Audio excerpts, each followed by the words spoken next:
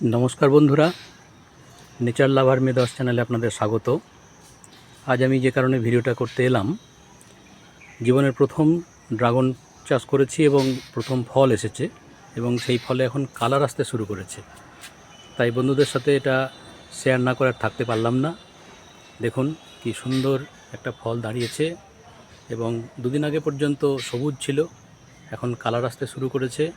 ধীরে ধীরে আরও কালার আসবে, লাল হবে।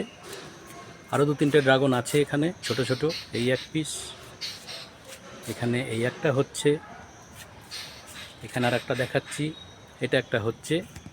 এছাড়াও নতুন কুঁড়ি এসেছে, ফুল ফুটবে দুদিন পরে, এটা একটা ফুটবে, এটা একটা ফুটবে। ইতিমধ্যে আরও একটা নতুন কুঁড়ি দেখতে পাচ্ছি। এই দেখুন বন্ধুরা, লাল টকটক একটা কুঁড়ি চলে আসছে। এখানে আরও 4টে দেখতে পাচ্ছি কুঁড়ি আসছে। এভাবেই চলতে থাকুক ড্রাগনের পরিচর্যা। একটু আগে স্নান করিয়ে দিয়েছি গাছগুলোকে। মানুষের যেমন গরম লাগে, ড্রাগনেরও গরম লাগে। এখানে হলুদ ড্রাগনের 2টো কুঁড়ি আবার এসেছে, আগের 2টো টেকেনি।